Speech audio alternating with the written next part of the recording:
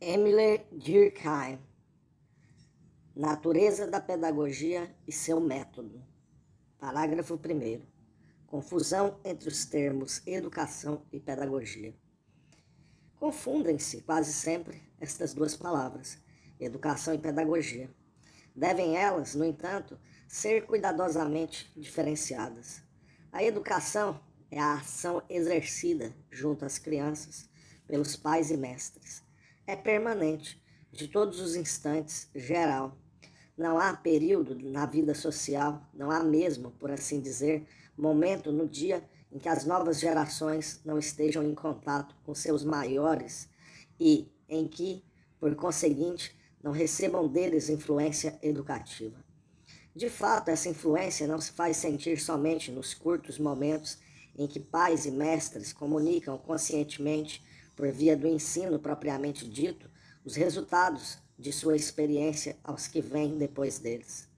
Há uma educação não intencional que jamais cessa. Pelo nosso exemplo, pelas palavras que pronunciamos, pelos atos que praticamos, influímos de maneira contínua sobre a alma de nossos filhos. Coisa diversa é a pedagogia. Ela não consiste em ações, mas em teorias. Essas teorias são maneiras de conceber a educação, não são maneiras de praticá-la.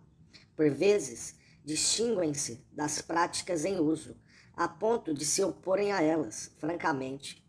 A pedagogia de Rabelais, a de Rousseau ou a de Pestalozzi estão em conflito com a educação de seu tempo. A educação não é, portanto, senão a matéria da pedagogia, e esta consiste num certo modo de refletir a respeito das coisas da educação. Na verdade, a pedagogia é intermitente, ou foi, pelo menos no passado, ao passo que a educação é contínua.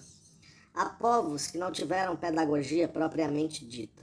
De modo geral, ela não aparece senão em época relativamente avançada da história. Não se encontra na Grécia senão depois da época de Péricles, com Platão, Xenofonte e Aristóteles. Em Roma, apenas se assinala. Nas sociedades cristãs, não foi senão no século XVI que ela veio a produzir obras importantes, mas o surto que teve nessa época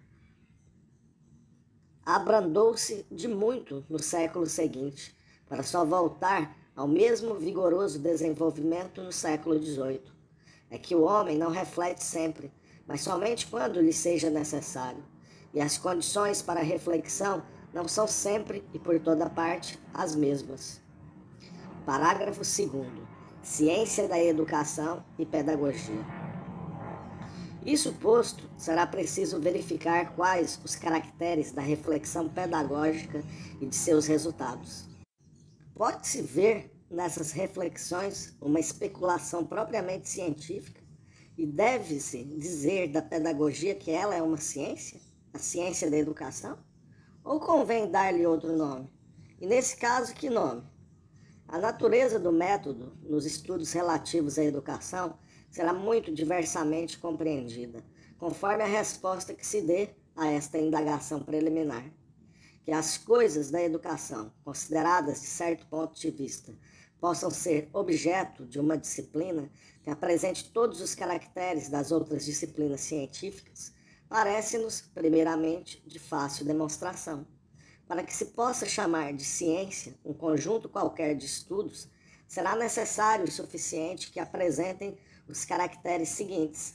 Primeiro, os estudos devem recair sobre fatos que conheçamos, que se realizem e sejam passíveis de observação. Uma ciência, de fato, define-se por seu objeto. Supõe-se, por consequência, que esse objeto exista, que possa ser claramente definido. De qualquer modo, que se possa determinar o lugar que na realidade ocupe. Segundo, é preciso que esses fatos apresentem entre si homogeneidade suficiente para que possam ser classificados numa mesma categoria. Se uns forem irredutíveis a outros, haverá não uma ciência, mas tantas ciências quantas forem as espécies distintas de fatos ou coisas a estudar. Acontece, frequentemente, que as ciências em formação procuram abarcar confusamente uma pluralidade de objetos diferentes. É o caso, por exemplo, da geografia e da antropologia. Mas isso não será senão fase transitória no desenvolvimento das ciências. Terceiro, a ciência estuda os fatos para conhecê-los, e tão somente para conhecê-los, de modo absolutamente desinteressado. Servimos-nos à vontade desse termo, um pouco geral e vago, conhecer, sem precisar, aliás, em que possa consistir o conhecimento chamado científico. Pouco importa que o sábio trate de fixar tipos mais que de descobrir leis, que ele se limite a descrever o bem que procure explicar. Desde que o saber, seja ele qual for, seja procurado por si mesmo, aí a ciência começa. O sábio não desconhece que suas descobertas serão suscetíveis de utilização futura. Pode acontecer mesmo que, de preferência, ele dirija suas pesquisas sobre tal ou qual ponto, porque eles lhe pareçam mais aproveitáveis ou permitam satisfazer a necessidades urgentes. Mas quando, cientificamente, investiga, ele se desinteressa das consequências práticas. Ele diz o que é, verifica o que são as coisas e fica nessa verificação. Não se preocupa em saber se as verdades que descubra são agradáveis ou desconcertantes. Se convém que as relações que estabeleça fiquem como foram descobertas ou se valeria a pena que fossem outras. Seu papel é exprimir a realidade, não julgá-la. Não há razão, pois, para que a educação não se torne o objeto de pesquisa que satisfaça todas essas condições e que, em consequência, apresente todos os caracteres de uma ciência.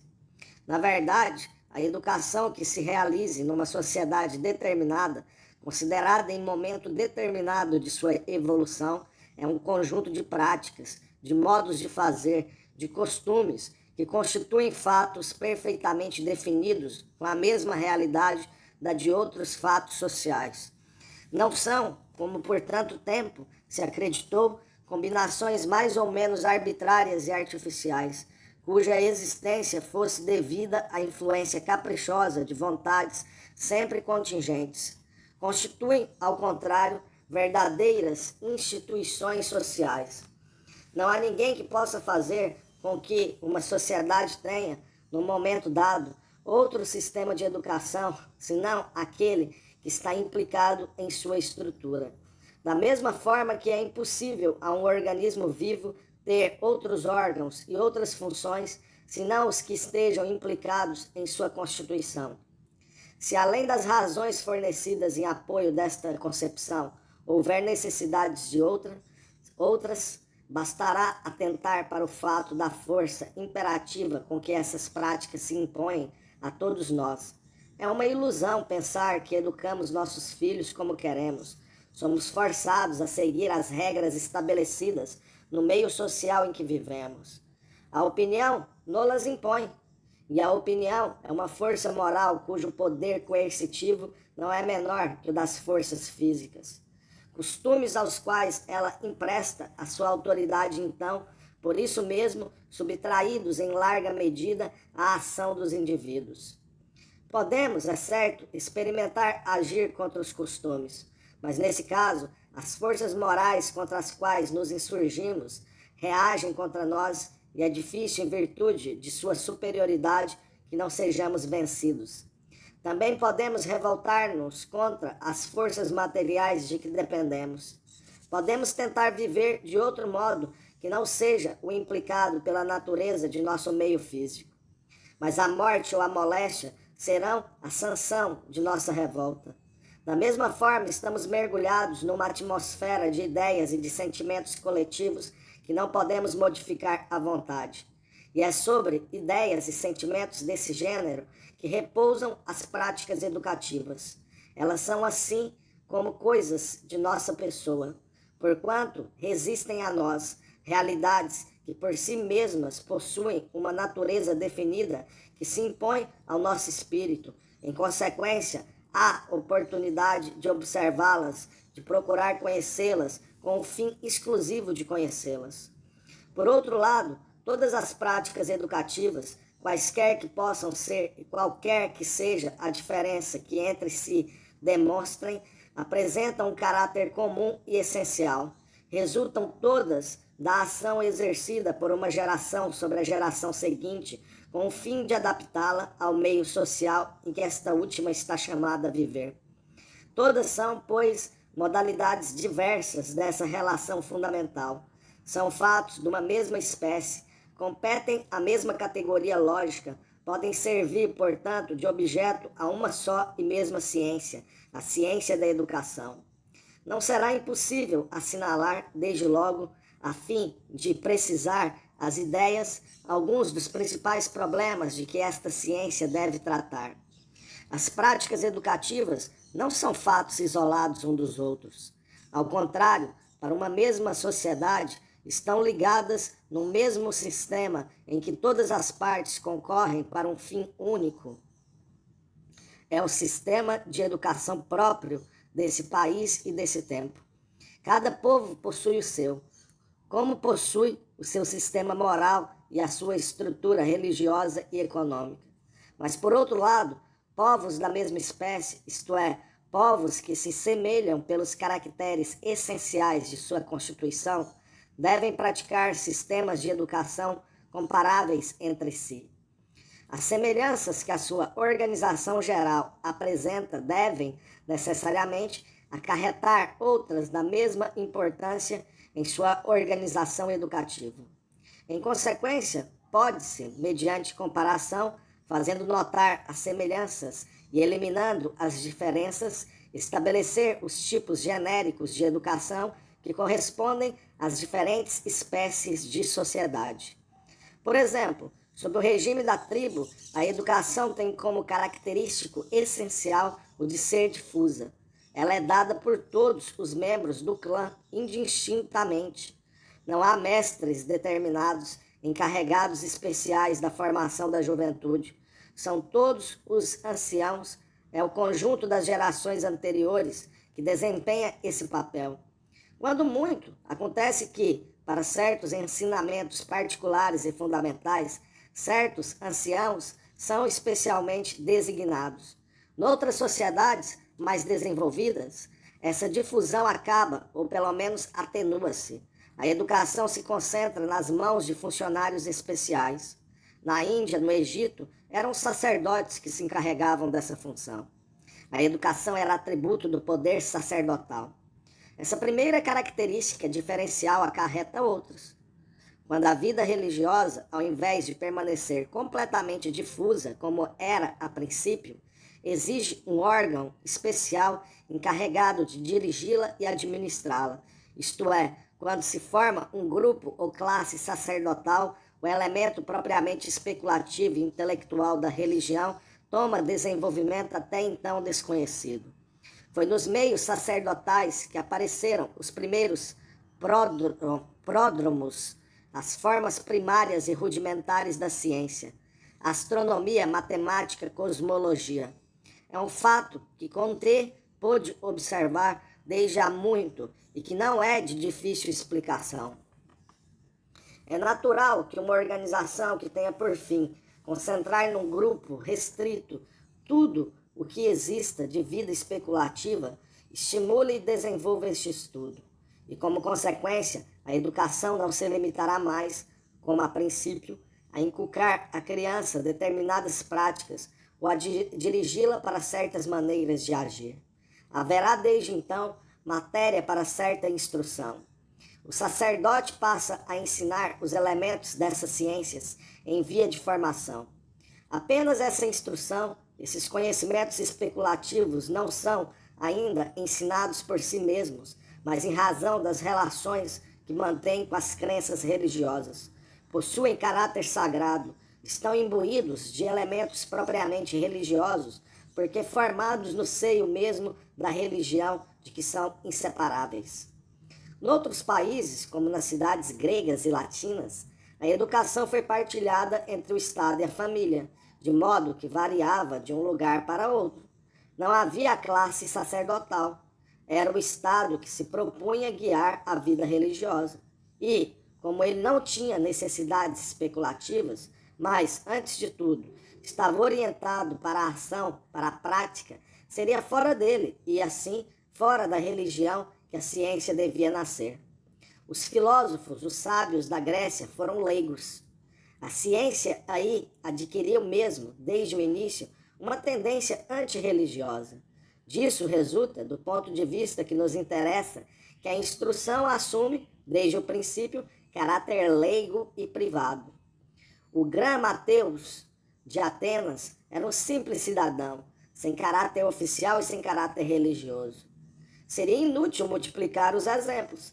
Eles bastam para demonstrar como, comparando sociedades da mesma espécie, podem se constituir tipos de educação como se constituem tipos de família, de Estado ou de religião. Essa classificação não esgotará, aliás, os problemas científicos que se poderão propor acerca da educação. Ela não faz senão fornecer os elementos necessários para resolver outra questão de maior importância. Uma vez estabelecidos os tipos, haverá necessidade de explicá-los, isto é, de procurar indicar de que condições dependem as propriedades características de cada um deles e como uns derivam dos outros. Obter-se-ão, assim, as leis que dominam a evolução dos sistemas educativos. Poder-se-á perceber como e em que sentido a educação se tem desenvolvido, quais as causas que determinaram esse desenvolvimento e que influência tiveram. Questão inteiramente teórica, não há dúvida, mas cuja solução, percebe-se bem, será fecunda nas aplicações práticas. Eis aí um vasto campo de estudos, aberto à especulação científica. E há, no entanto, outros problemas que podem ser abordados com o mesmo espírito. Tudo o que acabamos de dizer se relaciona com o passado. Tais pesquisas têm como resultado fazer-nos compreender de que maneira nossas instituições pedagógicas se constituíram. Elas poderão ser consideradas, porém, de outro ponto de vista. Essas instituições, uma vez constituídas, passam a funcionar e pode-se pesquisar de que maneira funcionam, isto é, que resultados produzem e quais as condições que fazem variar seus resultados. Para isso, torna-se necessária uma boa estatística escolar. Há em cada classe uma disciplina, um sistema de penas e recompensas. Seria bem interessante conhecer, não só por meio de impressões empíricas, mas por meio de observações metódicas, de que maneira esse sistema funciona nas diferentes escolas de uma mesma localidade, nas diferentes regiões, nos diferentes momentos do ano e mesmo do dia. Quais são as transgressões escolares mais frequentes? Como sua proporção varia sobre o conjunto do território ou segundo a região? Como depende da idade da criança, do estado econômico da família, etc. Todas as indagações que se fazem acerca dos delitos dos adultos caberiam aí, com idêntica utilidade. Há uma criminologia infantil, como há uma criminologia do homem feito. A disciplina não será a única instituição educativa que pode ser estudada por esse processo.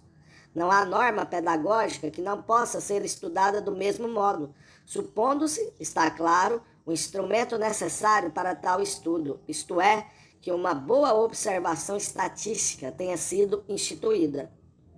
Parágrafo 3º. As teorias pedagógicas. Tratamos acima de dois grupos de problemas, cujo caráter puramente científico não pode ser contestado. Uns são relativos à gênese, outros ao funcionamento dos diversos sistemas de educação. Nessas pesquisas, trata-se simplesmente de descrever coisas presentes ou passadas, ou de pesquisar-lhe as causas e determinar-lhe os efeitos. Elas constituem uma ciência, e eis o que é, ou melhor, o que poderá ser a ciência da educação. Mas, do esboço que acabamos de fazer, ressalta esta verdade. As teorias chamadas pedagógicas são especulações de gênero muito diverso. Seu objetivo não é o de descrever ou explicar o que é, ou o que tem sido, mas de determinar o que deve ser. Não estão orientadas nem para o presente nem para o passado, mas para o futuro. Não se propõem a exprimir fielmente certas realidades, mas a expor preceitos de conduta. Elas não nos dizem, abre aspas, eis o que existe e por que existe, fecha aspas, mas sim, abre aspas, eis o que será preciso fazer, fecha aspas. Aliás, os teoristas da educação não falam, em geral, das práticas tradicionais do presente e do passado, senão com desdém quase sistemático. Quando fazem, assinalam sobretudo as imperfeições dessas práticas. Quase todos os grandes pedagogos, Rabelais, Montaigne, Rousseau, Pestalozzi, são espíritos revolucionários que se insurgiram contra os usos de seus contemporâneos. Eles não mencionam os sistemas antigos ou existentes, senão para condená-los, para declarar que não apresentam fundamentos na natureza. Fazem deles, de modo mais ou menos completo, tábula rasa e empreendem construir, em seu lugar, qualquer coisa de novo. Se nos quisermos entender, pois, acerca do assunto, será preciso distinguir cuidadosamente as duas espécies de especulação, tão diferentes entre si. A pedagogia é coisa bem diversa da ciência de educação. Mas, então, o que é ela? Para sermos razoáveis, basta dizer o que ela não seja. Será preciso indicar o que significa. Diremos que é uma arte? Essa conclusão parece impor-se, pois de ordinário não vemos intermediário entre estes dois extremos, ciência e arte, e damos o nome de arte a todo produto de reflexão que não seja ciência. Isso, porém, seria estender demasiadamente o sentido da palavra arte, a ponto de fazê-la denominar coisas muito diversas. Chama-se arte, igualmente, a experiência prática adquirida pelo mestre no contato com as crianças e no exercício de sua profissão. Ora, esta experiência é manifestamente coisa diversa das teorias do pedagogo. Uma observação comum tornará sensível a diferença. Pode ser perfeito educador e, no entanto, incapaz de tratar das especulações da pedagogia teórica. O mestre hábil pode saber executar, sem saber dar as razões que justifiquem os processos que emprega. Ao contrário, pode faltar inteiramente ao pedagogo a habilidade prática. Ninguém confiaria, por exemplo, numa classe a Rousseau ou Montaigne.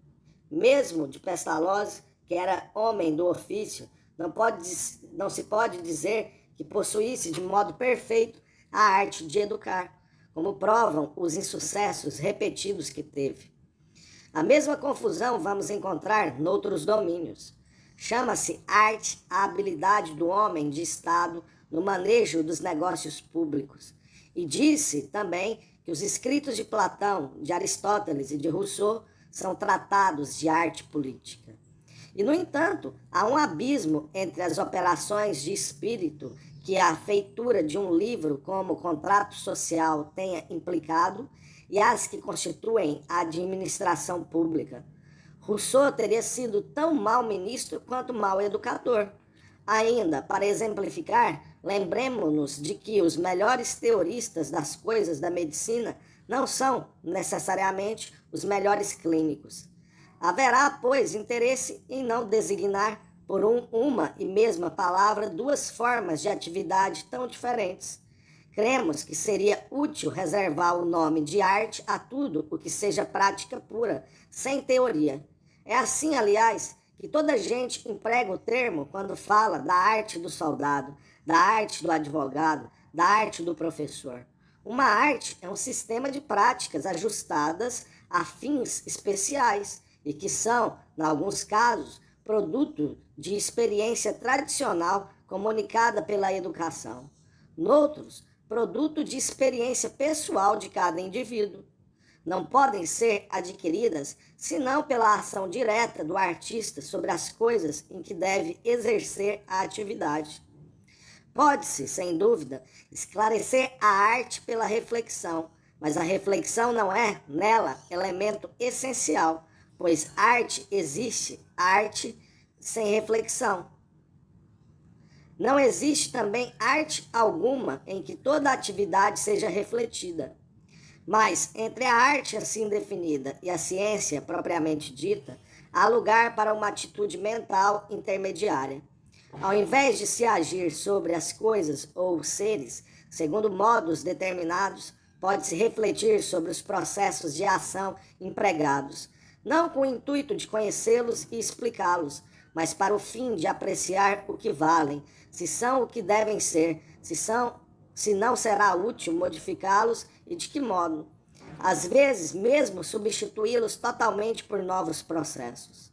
Essas reflexões tomam a forma de teorias.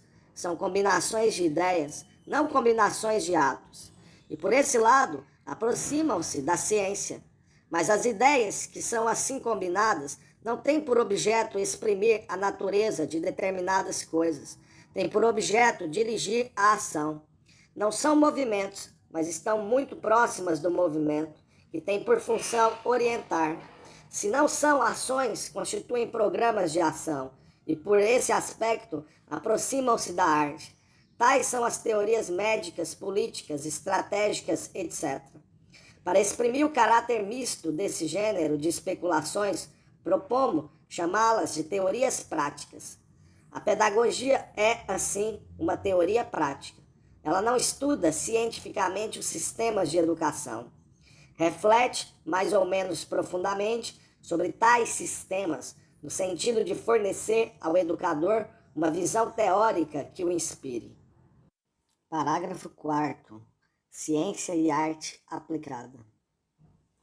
Mas a pedagogia, assim compreendida, expõe-se a uma objeção de que não se pode dissimular a gravidade. Sem dúvida, dir-se-á, uma teoria destinada à aplicação prática torna-se possível e legítima quando se possa apoiar numa ciência já constituída e incontestável, de que não seja mais do que aplicação. Nessas condições, as noções teóricas de que se deduzam consequências práticas possuem valor científico que se comunica às conclusões.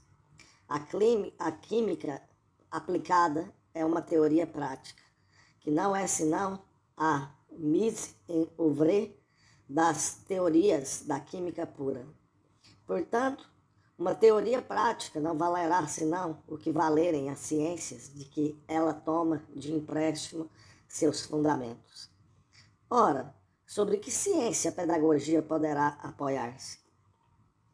Preliminarmente, ela exigiria a ciência da educação, porque para saber o que a educação deve ser, será preciso, antes de tudo, saber qual é a sua natureza, quais as condições de que dependa, as leis segundo as quais a sua história tem envolvido.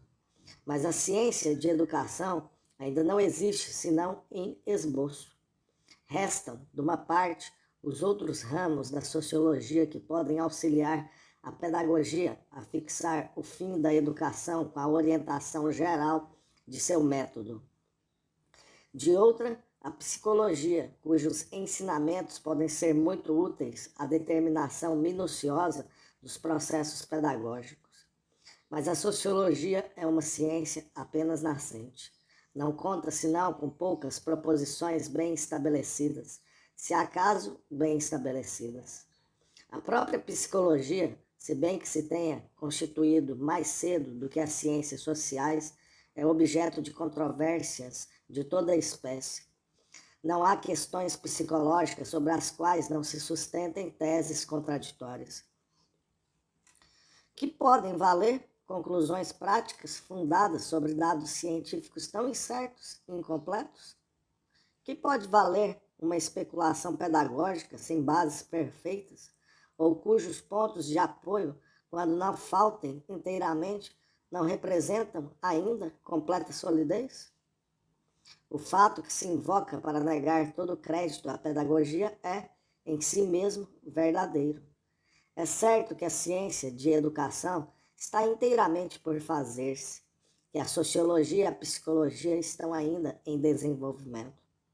Se nos fosse permitido esperar, seria prudente e metódico reprimir a nossa impaciência, até que essas ciências tivessem definitivamente constituído e pudessem ser utilizadas com perfeita segurança.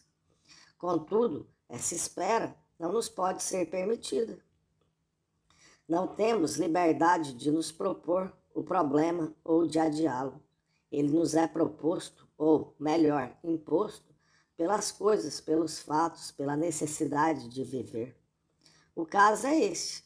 Estamos embarcados e a viagem não pode ser adiada. Em muitos pontos, nosso sistema tradicional de educação não está mais em harmonia com nossas ideias e necessidades. Temos, pois, de tomar um destes dois partidos, ou bem experimentar, de qualquer forma manter as práticas que o passado nos tem legado, embora não atendam mais às exigências do momento, ou bem experimentar o estabelecimento da harmonia que se quebrou, pesquisando quais as modificações necessárias. Desses dois modos de ação, o primeiro é irrealizável e sempre ineficaz. Nada é mais vão do que essas tentativas para dar vida artificial e autoridade aparente às instituições envelhecidas e desacreditadas. A falência é inevitável. Não se podem sufocar ideias que tais instituições contradigam. Não se pode fazer calar novas necessidades que elas não atendam. As forças contra as quais se pretenda lutar não podem deixar de acabar por vencer. Não há outra atitude senão a de meter mãos à obra a fim de descobrir que transformações são necessárias e como realizá-las. Como descobri-las, a não ser pela reflexão? Só o pensamento pode preencher as lacunas da tradição, quando esta fale as novas condições de vida. Ora, que é não a pedagogia, senão a reflexão aplicada, tão metodicamente como possível, às coisas da educação, a fim de regular o seu desenvolvimento? Não possuímos, sem dúvida, todos os elementos que seriam de desejar-se para resolver o problema, mas isso não é uma razão para não procurar resolvê-lo, pois é preciso que seja resolvido. Não temos, pois, outra coisa a fazer senão tentar trabalhar da melhor forma, reunindo o maior número de fatos instrutivos que nos seja possível obter, procurando interpretá-los com tanto método quanto possamos, a fim de reduzir ao mínimo as possibilidades de erro. É esse o papel do pedagogista.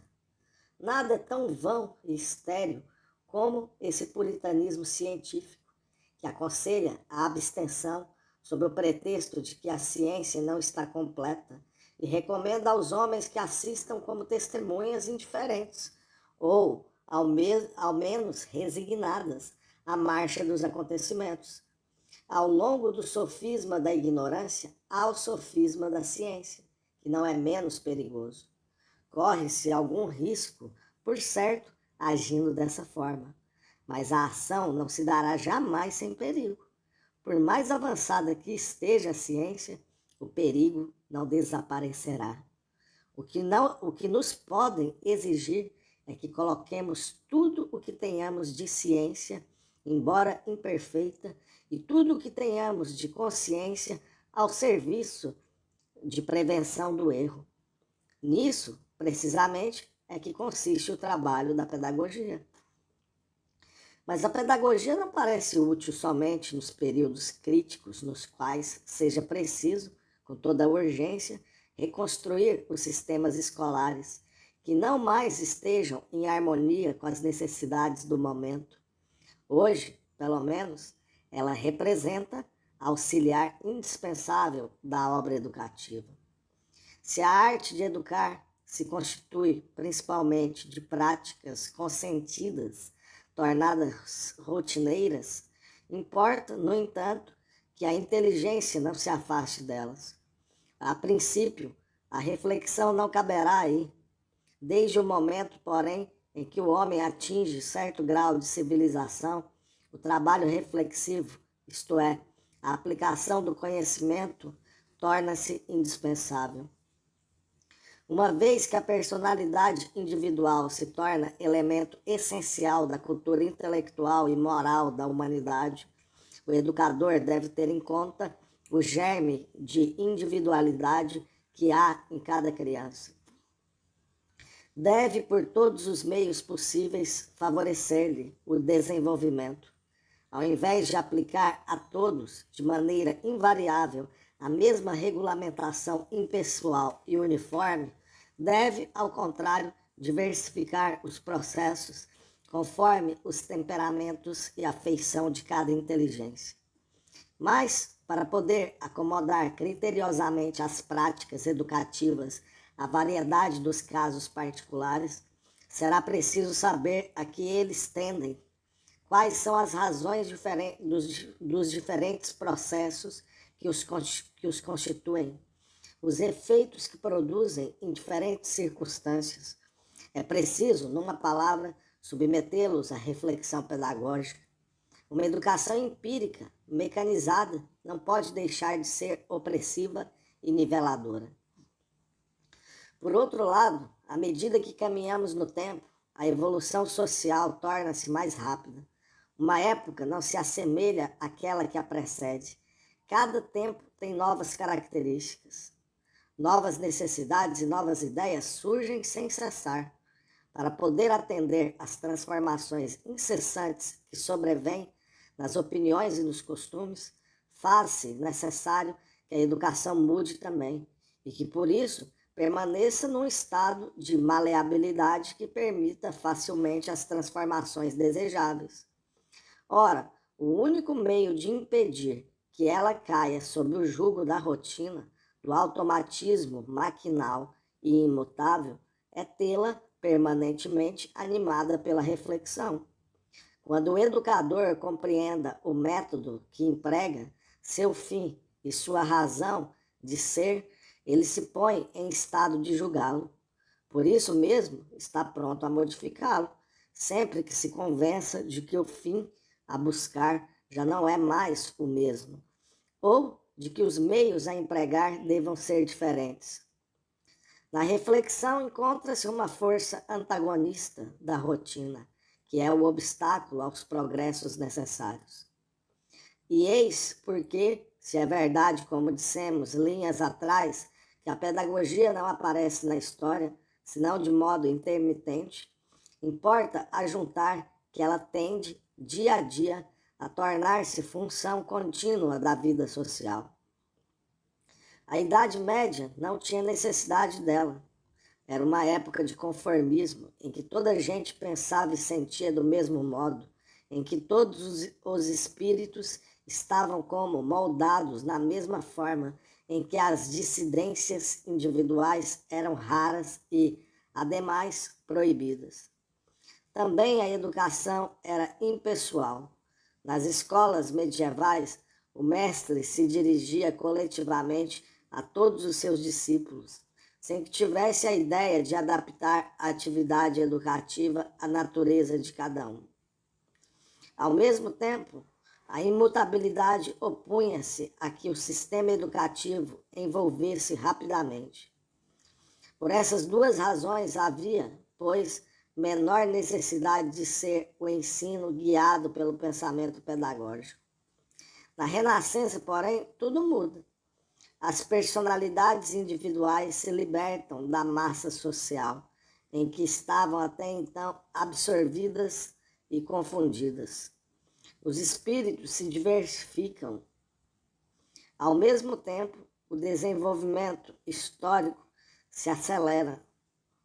Uma nova civilização se organiza. Para atender a todas essas mudanças, a reflexão pedagógica desperta-se e, se bem que nem sempre tenha brilhado com o mesmo esplendor, não mais devia extinguir-se completamente. Parágrafo 5º. Fundamentos da reflexão pedagógica. Todavia, para que a reflexão pedagógica possa produzir os efeitos úteis, que é lícito dela esperar, torna-se necessário que esteja submetida à disciplina de uma cultura apropriada. Já vimos que a pedagogia não é a educação e não pode tomar o lugar dela. Seu papel não é substituir a prática educativa, mas guiá-la, esclarecê-la, auxiliá-la, remediando as lacunas que venham a produzir-se e corrigindo as insuficiências que venham a ser observadas. O pedagogista não tem, portanto, que construir de modo completo um sistema de ensino, como se nada existisse antes dele. Será preciso, ao contrário, que ele se aplique, antes de tudo, em conhecer e compreender o sistema de seu tempo. Só nessas condições estará apto a servir-se dele, com discernimento, bem como a julgar com critério os pontos defeituosos. Para que compreendamos o sistema de nosso tempo, não bastará considerá-lo tal como ele hoje se apresenta, porque todo e qualquer sistema educativo é produto histórico, que só a história pode explicar. É uma verdadeira instituição social. Nem é mesmo raro que toda a história do país venha a refletir-se nele. As escolas francesas traduzem ou exprimem o espírito francês.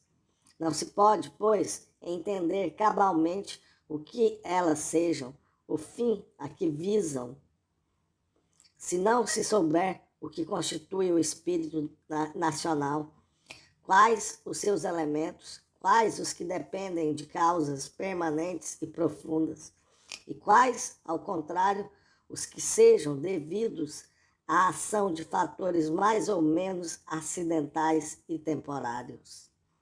Questões, todas essas, que só a análise histórica pode resolver. Discute-se frequentemente para saber que lugar deve tocar a escola primária no conjunto de nossa organização escolar e na vida geral da sociedade. Mas o problema é insolúvel se se ignora como se formou nossa organização escolar, de onde vêm seus caracteres distintivos, o que determinou no passado o lugar que hoje ocupa a escola elementar e quais as causas de seu desenvolvimento. Assim, a história do ensino, ou ao menos a do ensino nacional, é o primeiro dos conhecimentos propedêuticos da cultura pedagógica. Naturalmente, se tratar da pedagogia de escola primária, o que interessa mais de perto é a história do ensino primário. Mas, pelas razões que acabamos de indicar, ela não estará completamente desligada de todo o sistema escolar de que faz parte. Não obstante, esse sistema escolar não é unicamente constituído de práticas estabelecidas, de métodos consagrados pelo uso, herdados do passado. Nele se encontram, além disso, tendências do futuro, aspirações de um novo ideal, entrevisto com maior ou menor clareza. Importa conhecer bem tais aspirações para poder apreciar o lugar que lhes convém na realidade do sistema escolar. Ora, elas vêm exprimir-se nas doutrinas pedagógicas. A história dessas doutrinas deve completar a do ensino. Pode-se crer que, para preencher seu fim útil, a história não tenha necessidade de remontar muito longe no passado, podendo, sem maior inconveniente, ser pouco extensa. Não bastará mesmo conhecer as teorias entre as quais se dividem os pensadores de nossos dias? Todas as outras, as dos séculos anteriores, estão hoje caducas e não apresentam outro interesse. Parece-nos, senão, o de erudição. Cremos, no entanto, que essa atitude não poderá senão enfraquecer uma das principais fontes em que a reflexão pedagógica deve alimentar-se. Com efeito, mesmo as doutrinas que nos pareçam recentes não nasceram ontem. São a continuação de doutrinas anteriores, sem as quais não podem ser cabalmente compreendidas. Para descobrir as causas determinantes de uma corrente pedagógica de alguma importância, será preciso, geralmente, remontar muito longe no tempo.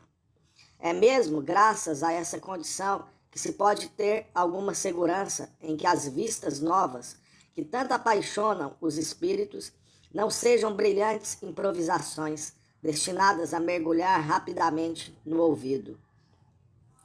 Por exemplo, para poder compreender a tendência atual do ensino pelas coisas, a que se pode chamar o realismo pedagógico, será preciso que o estudioso não se limite a examinar como tal tendência se exprime neste ou naquele contemporâneo. Será necessário remontar até o momento de sua origem, isto é, ao meio do século XVIII na França e fins do século XVII em outros países. Pelo estudo das origens, a pedagogia realista apresentar-se-á sob novos aspectos.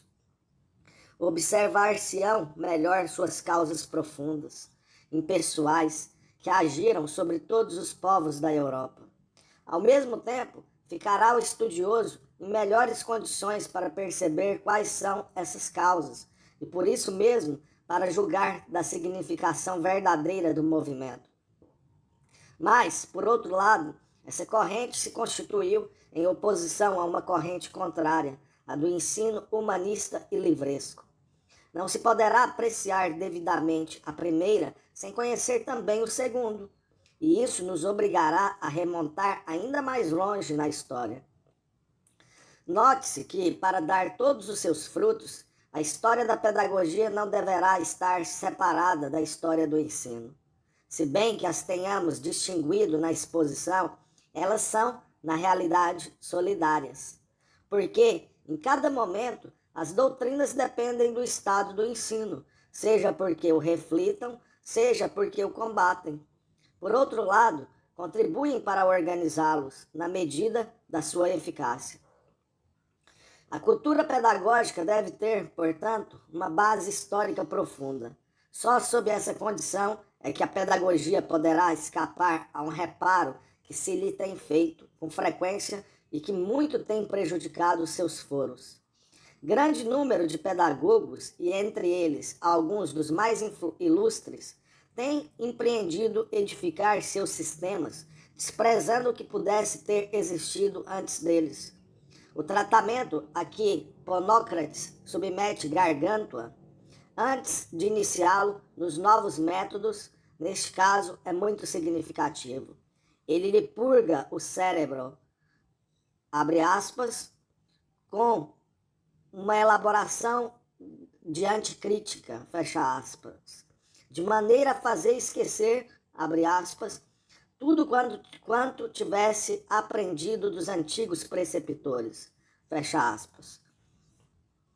Isso significava, sob forma alegórica, que a pedagogia nova nada devia ter em comum com a que havia precedido. Seria colocar-se desde logo fora das condições da realidade. O porvir não pode sair do nada. Não podemos construí-lo, senão com os materiais que nos tenha legado o passado. Um ideal erigido sobre um estado de coisas contrário ao estado de coisas presente não pode ser levado em conta, por isso mesmo que não possui raízes na realidade. Ademais, é claro que o passado teve as suas razões de ser. Se durou, é porque atendeu a necessidades legítimas que não terão desaparecido totalmente no dia seguinte. Não se pode, pois, fazer dele tão radicalmente tábula rasa. Eis como a pedagogia não tem sido, muitas vezes, senão uma forma de literatura utópica. Lamentaríamos crianças a que se aplicasse rigorosamente o método de Rousseau ou de Pestalozzi. Essas utopias desempenharam um papel útil, sem dúvida. Seu próprio simplismo lhes permitiu ferir mais vivamente os espíritos, estimulando-os à ação. Contudo, essas vantagens não se desacompanham de inconvenientes e demais para a pedagogia de todos os dias, de que cada mestre tem necessidade para iluminar e guiar sua prática, é preciso menos calor passional e unilateral. Ao contrário, ela reclama mais método, sentimento mais nítido da realidade e das dificuldades múltiplas a que seja necessário fazer face. É este sentimento que nos dará a cultura histórica bem compreendida. Só a história do ensino e da pedagogia permite esclarecer os fins que a educação deve colimar em cada época. Mas, no que toca aos meios adequados à realização desses fins e à psicologia que devemos pedi-los. Antes de tudo, o ideal pedagógico de uma época qualquer exprime o estado da sociedade nessa época. Mas, para que esse ideal se torne realidade, ainda se faz mister adaptar-se a ele, o psiquismo da criança.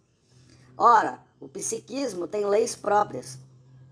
Será preciso conhecê-las para poder modificá-lo.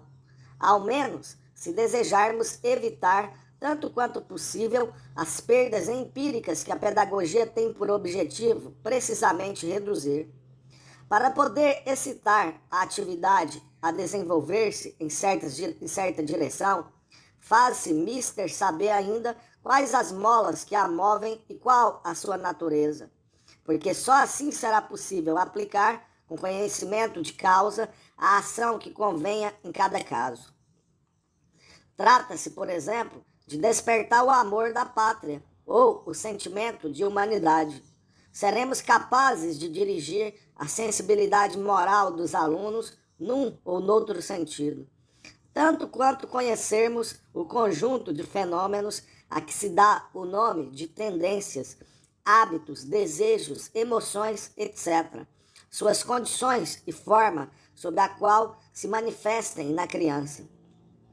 Conforme se veja nas tendências infantis o produto de experiências agradáveis ou desagradáveis que a espécie tenha podido colher, ou, ao contrário, um fator primitivo anterior aos estados afetivos que lhe acompanham o funcionamento. Processos muito diversos serão aconselháveis na educação. Ora, é a psicologia infantil que toca a solução desses problemas. Se ela é incompetente para fixar os fins, por isso que o fim da educação varia com os estados sociais.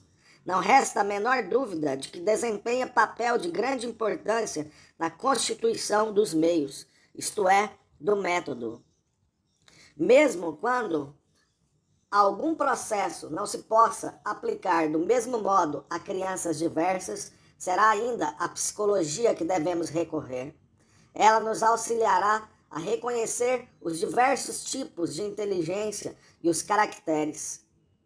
Neste particular, embora estejamos longe ainda, infelizmente, dos grandes recursos que a psicologia mais tarde nos fornecerá, já podemos alguma coisa.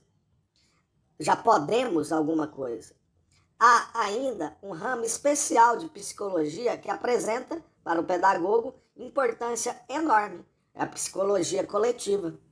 Cada classe, com efeito, é uma pequena sociedade e será preciso que ela seja conduzida como tal, não como se fosse uma simples aglomeração de indivíduos independentes uns dos outros. Em classe, as crianças pensam, sentem e agem de modo diverso do que quando estejam isoladas. Na classe, produzem-se fenômenos de contágio mental, de desmoralização coletiva ou de superexcitação mútua e efervescência salutar. E será preciso discernir uns de outros, a fim de organizar o ensino de forma a prevenir os maus resultados. Certamente, este ramo da psicologia ainda está na infância. Ele já apresenta, no entanto, certo número de proposições que não podemos ignorar. Tais são as principais disciplinas que podem despertar e cultivar a reflexão pedagógica. Ao invés de tentar formular para a pedagogia um código abstrato de regras metodológicas, empresa que, em virtude da sua complexidade, não pode ser realizada de maneira satisfatória, parece-nos preferível indicar de que modo o pedagogo deverá ser formado. A atitude de espírito conveniente em face dos problemas que lhe cabem resolver fica assim cabalmente determinada.